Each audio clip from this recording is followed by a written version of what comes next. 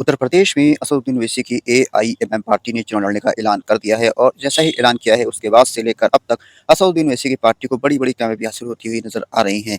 लगातार लोग MM party में शामिल हो रहे हैं और एआईएमएम पार्टी को मजबूत बनाने में एमएम पार्टी के कार्यकर्ता पूरी तरीके से लगे हुए हैं। 2027 के विधानसभा चुनाव में असदुद्दीन ओवैसी की पार्टी की तरफ से 200 सीटों पर चुनाव लड़ने का ऐलान किया गया है। हालांकि एमएम पार्टी गठबंधन पर भी चर्चा कर रही है। असदुद्दीन ओवैसी पिछले दिनों नगीना आए थे, वहां पर उन्होंने ऐलान किया था कि हम शर्तों के साथ भाजपा को हराने के लिए किसी के साथ भी गठबंधन करने को तैयार हैं। हालाँकि समाजवादी पार्टी की तरफ से अभी गठबंधन को लेकर कोई खास रुख उनका सामने नहीं आया है। हालाँकि उनके कुछ नेताओं ने कहा है कि असदुद्दीन ओवैसी से हम गठबंधन कर लेंगे, लेकिन शर्त ये है कि असदुद्दीन ओवैसी उत्तर प्रदेश में चुनाव ही ना लड़ें। तो ऐसे में गठबंधन का क्या वजूद रह जाता है जब चुनाव ही ना लड़े एक पार्टी, तो ये साफ-साफ इंकार माना जा सकता है। लेकिन असदुद्दीन ओवैसी की पार्टी कुछ और विकल्प पे भी तैयारी कर रही है, जैसा कि बहुजन समाज पार्टी की तरफ भी असदुद्दीन ओवैसी के लोग नज़रें गड़ाए हुए हैं। इसके साथ-साथ चंद्रशेखर आज़ाद रावण की पार्टी से भी एमएम पार्टी के गठबंधन की चर्चाएँ तेज़ हैं।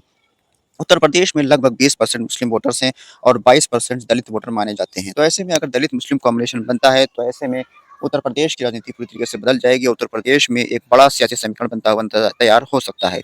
लेकिन उसके लिए ज़रूरी होगा कि कोई दलित और मुस्लिम कॉम्बिनेशन वाली पार्टी गठबंधन में आए।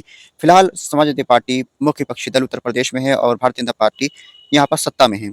10 साल से भारतीय जनता पार्टी की सत्ता है और 10 साल के बाद समाजवादी पार्टी पूरी कोशिश में लगी है कि 10 साल के बाद सत्ता में वापसी की जाए। तो वहीं बहुजन समाज पार्टी, जिसकी हालत बहुत ज़्यादा खराब हो चुकी है उत्तर प्रदेश में, वो भी पूरी तरीके से कोशिश में है कि किसी भी तरीके से अपनी वापसी उत्तर प्रदेश में की जाए।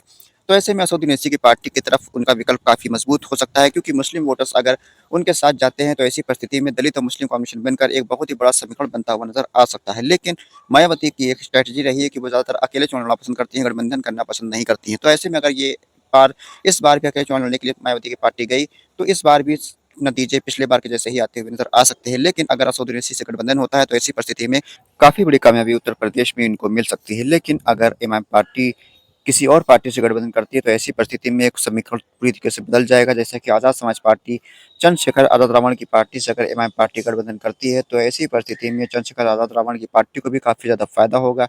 साथ ही साथ असदुद्दीन ओवैसी की पार्टी को भी काफ़ी फायदा होता हुआ नज़र आ सकता है। तो वहीं समाजवादी पार्टी, बहुजन समाज पार्टी और कांग्रेस पार्टी को नुकसान उठाना पड़ सकता है। अब देखना होगा कि समाजवादी पार्टी और ओवैसी के बीच गठबंधन की कुछ समीकरण बनते हैं, या फिर असदुद्दीन ओवैसी और अखिलेश यादव अलग-अलग चुनाव लड़ते हैं। अखिलेश यादव के वोट बैंक मुस्लिम और यादव वोट बैंक माना जाता है, तो वहीं असदुद्दीन ओवैसी का बेस वोट मुस्लिम माना जाता है। लेकिन यहाँ पर एक नया समीकरण अगर बन जाता है चंद्रशेखर आज़ाद रावण की एएसपी पार्टी और एमआईएम पार्टी के बीच, तो ऐसे में खास तौर से पश्चिम उत्तर प्रदेश में समीकरण बदल सकते हैं, क्योंकि पश्चिम उत्तर प्रदेश में मुस्लिम वोटर्स की संख्या काफ़ी बड़ी तादाद में है। तो वहीं दलित वोटर्स भी काफ़ी बड़ी संख्या में पश्चिम उत्तर प्रदेश में माने जाते हैं। अब देखना होगा कि क्या होगा।